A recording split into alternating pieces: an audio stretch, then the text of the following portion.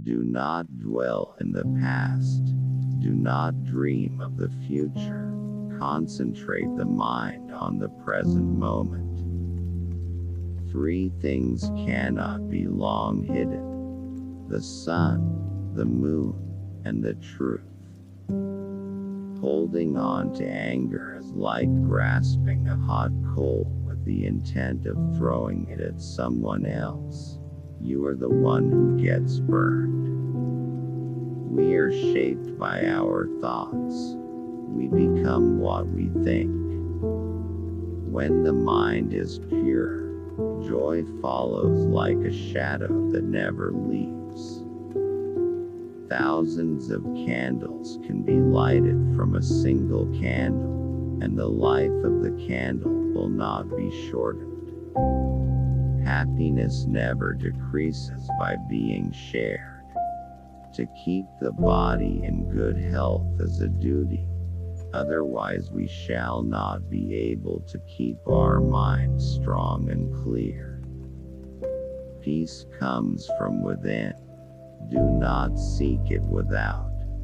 You can search throughout the entire universe for someone who is more deserving of your love and affection than you are yourself, and that person is not to be found anywhere. You yourself, as much as anybody in the entire universe, deserve your love and affection. No one saves us but ourselves. No one can and no one may. We ourselves must walk the path. Health is the greatest gift, contentment the greatest wealth, faithfulness the best relationship. It is better to conquer yourself than to win 1,000 battles. Then the victory is yours. It cannot be taken from you, not by angels or by demons, heaven or hell. What we think, we become. You will not be punished for your anger. You will be punished by your anger. Whatever words we utter should be chosen with care, for people will hear them and be influenced by them for good or ill. There are only two mistakes one can make along the road to truth: not going all the way, and not starting. Unity can only be manifested by the binary. Unity itself and the idea of unity are already two. We are what we think. All that we are arises with our thoughts.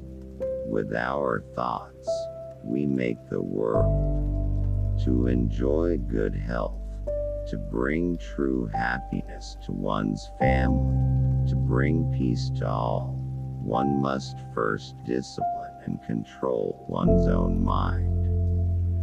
If a man can control his mind, he can find the way to enlightenment, and all wisdom and virtue will naturally come to him.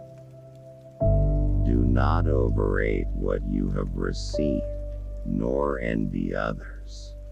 He who envies others does not obtain peace of mind. Just as treasures are uncovered from the earth, so virtue appears from good deeds, and wisdom appears from a pure and peaceful mind. To walk safely through the maze of human life, one needs the light of wisdom and the guidance of virtue. With fools, there is no companionship. Rather than to live with men who are selfish, vain, quarrelsome, and obstinate, let a man walk alone. However many holy words you read, however many you speak, what good will they do you if you do not act on upon them? He who walks in the Eightfold Noble Path with unswerving determination is sure to reach nirvana. A woman of the world is anxious to exhibit her form and shape, whether walking, standing, sitting, or sleeping. Even when represented as a picture, she desires to captivate with the charms of her beauty and, thus, to rob men of their steadfast heart. To be idle is a short road to death, and to be diligent is a way of life. Foolish people are idle, wise people are diligent. Let my skin and sinews and bones dry up, together with all the flesh and blood of my body. I welcome it, but I will not move from this spot until I have attained the supreme and final wisdom. To live a pure, unselfish life, one must count nothing as one's own in the midst of abundance. He who gives away shall have real gain. He who subdues himself shall be free. He shall cease to be a slave of passions. The righteous man casts off evil, and by rooting out lust, bitterness, and illusion do we reach nirvana. What is the appropriate behavior for a man or a woman in the midst of this world, where each person is clinging to his piece of debris? What's the proper salutation between people as they pass each other in this flood? In a controversy, the instant we feel anger, we have already ceased striving for the truth, and have begun striving for ourselves. I am not the first Buddha who came upon earth, nor shall I be the last. In due time, another Buddha will arise in the world, a holy one, a supremely enlightened one, endowed with wisdom in conduct, auspicious, knowing the universe, an incomparable leader of men, a master of angels and mortals. The foolish man conceives the idea of self. The wise man sees there is no ground on which to build the idea of self. Thus, he has a right conception of the world and well concludes that all compounds amassed by sorrow will be dissolved again, but the truth will remain.